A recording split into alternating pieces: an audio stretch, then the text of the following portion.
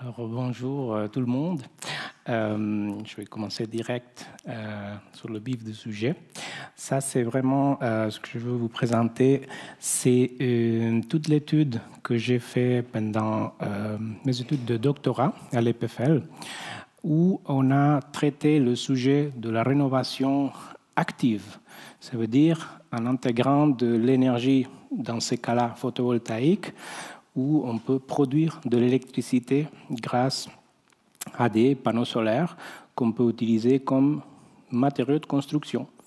Et ça, c'est un changement de paradigme qu'on veut quand même évoquer sur le thème, parce qu'aujourd'hui, voilà, on a beaucoup de produits qui existent et ça peut être utilisé vraiment pour faire des rénovations, aussi des nouvelles constructions, bien sûr.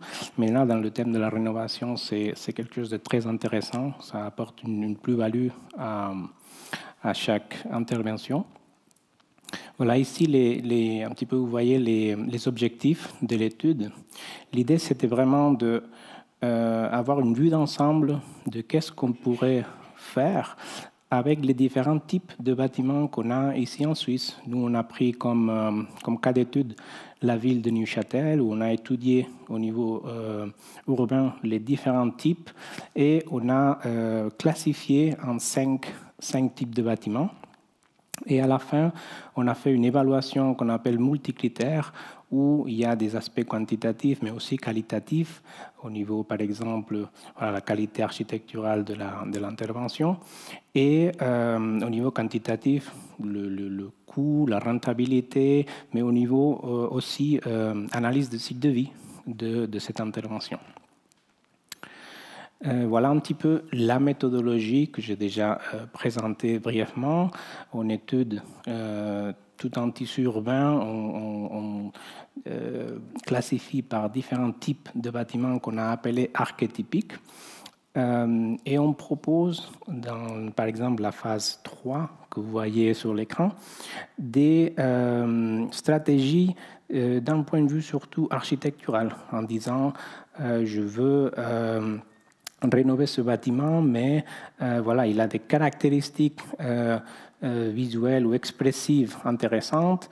Je me permets de faire une intervention, mais sans changer l'aspect du bâtiment, ou plutôt un scénario de dire oui, je veux aller plus loin au niveau efficacité énergétique. Je me permets de changer quand même un petit peu l'aspect, mais je garde les lignes principales expressives du bâtiment, ou plutôt dire non, vraiment, ce bâtiment mérite d'être amélioré et arriver à une performance le plus haute possible.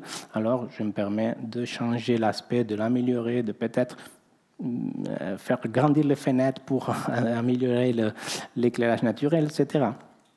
Et tout ça, après, évaluer numériquement pour vraiment voir si ça fait du sens ou pas.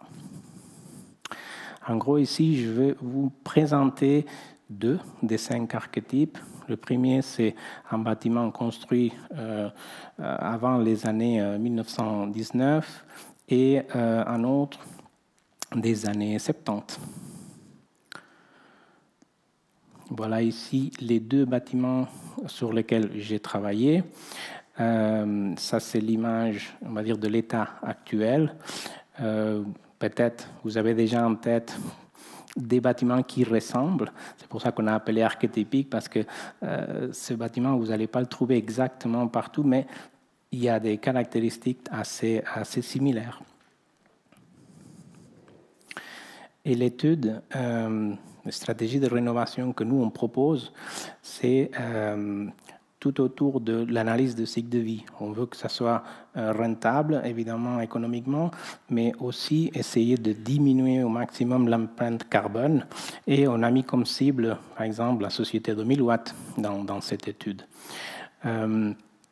Et on divise en 2 les stratégies passives. Ça veut dire, par exemple, isoler, changer de fenêtre pour réduire la demande, les besoins des bâtiments. Et après, c'est des stratégies actives où on met de l'énergie photovoltaïque, on change peut-être le système de chauffage pour que ça soit plus efficace, etc. Et tout ça d'une façon intégrée. Voilà, par exemple, directement, qu'est-ce que je proposais pour l'archétype 1.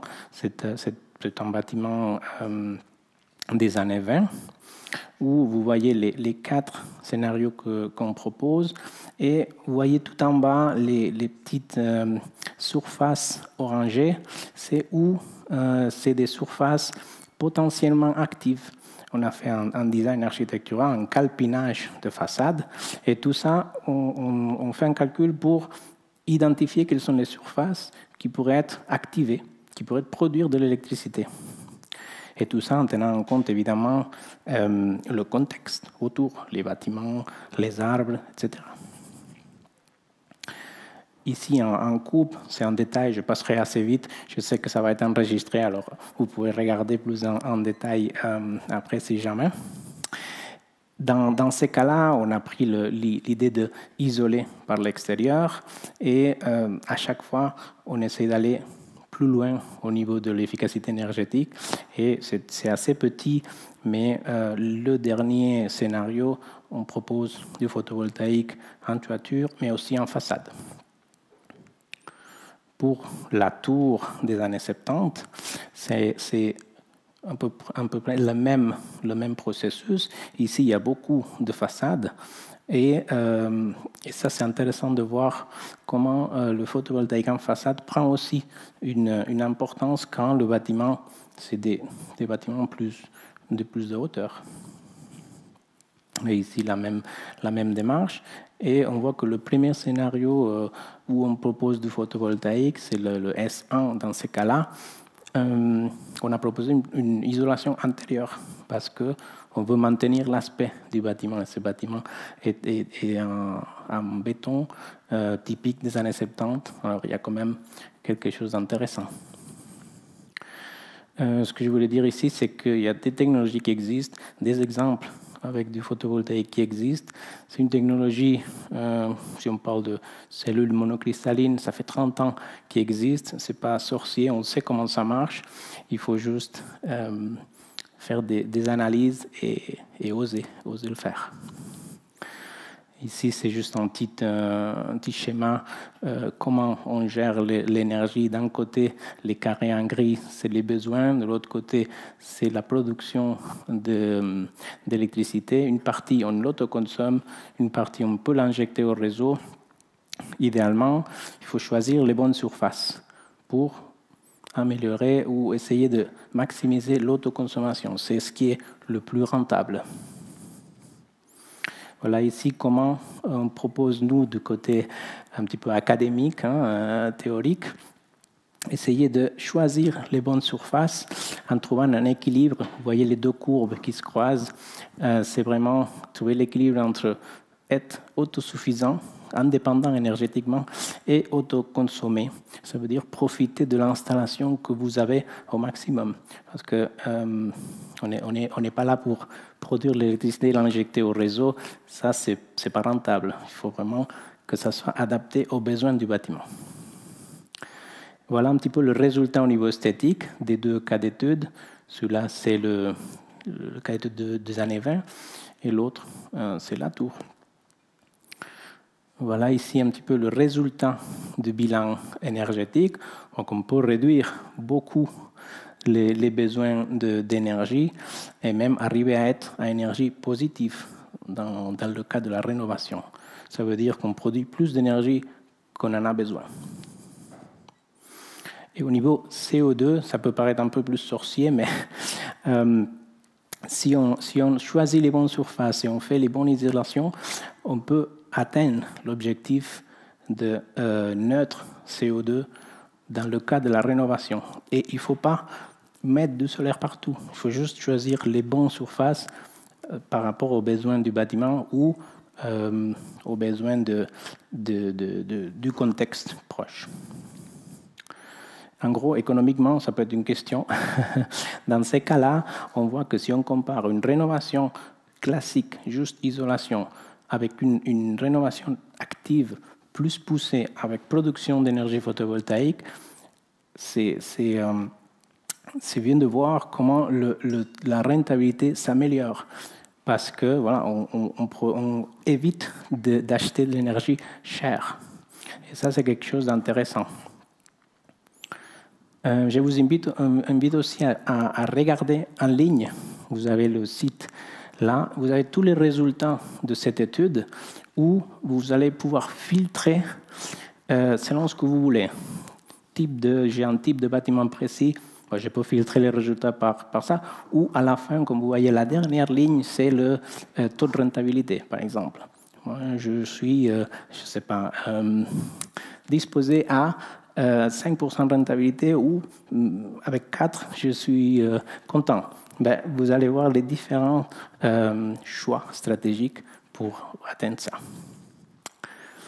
Voilà quelques conclusions que j'ai déjà mis de l'avant.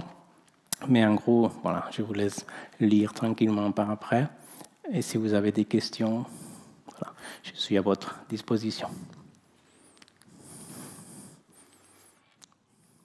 Merci beaucoup, Monsieur Aguacil. Alors, comme je l'ai dit précédemment, donc après chaque orateur, je laisserai éventuellement 2 à 3 questions de la part du public.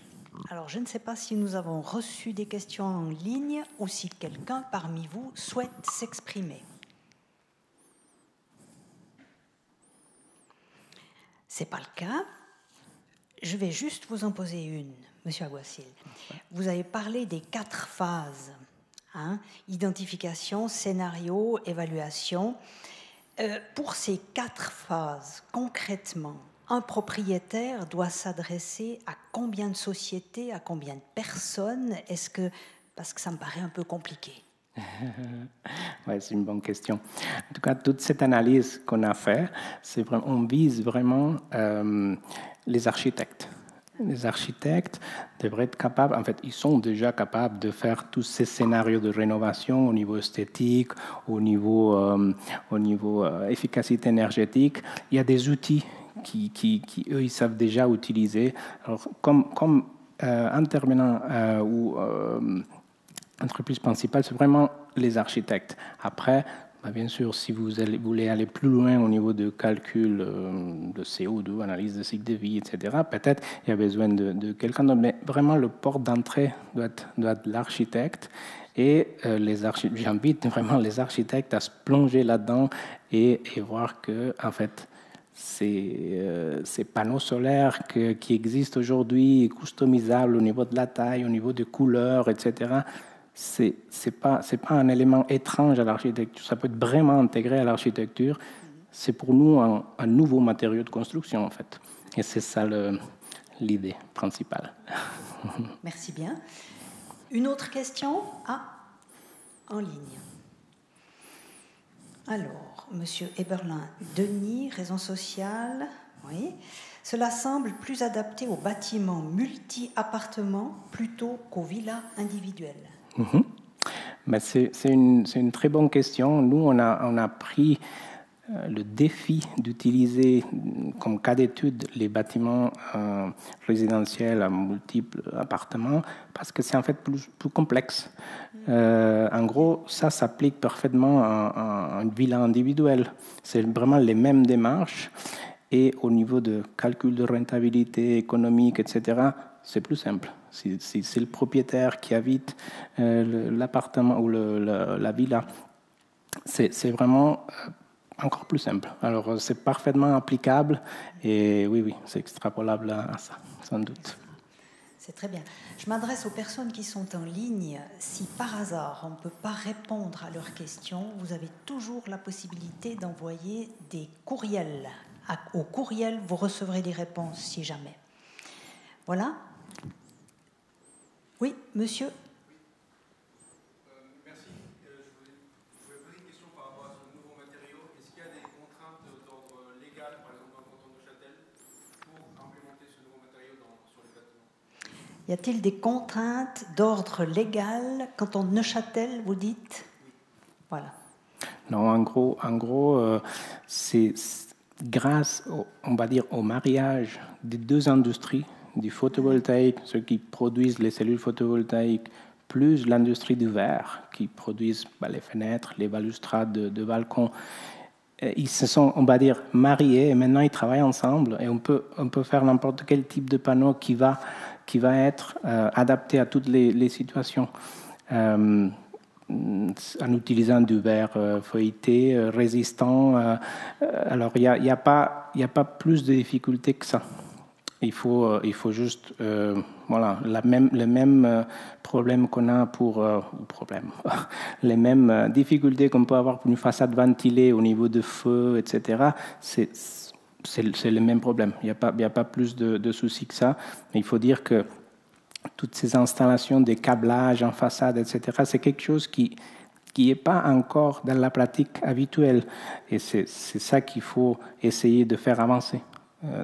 Essayer de faire des exemples réels pour faire avancer l'expérience. Et je trouve que ça, c'est plutôt la difficulté, mais pas au niveau légal. Je pense qu'on connaît comme il faut faire. Plutôt donner confiance, c'est ça. C'est ça, pour faire baisser les offres que les installateurs nous font. On parlera à nos entreprises. Merci, Monsieur Aguasil. Merci pour votre présentation. Merci.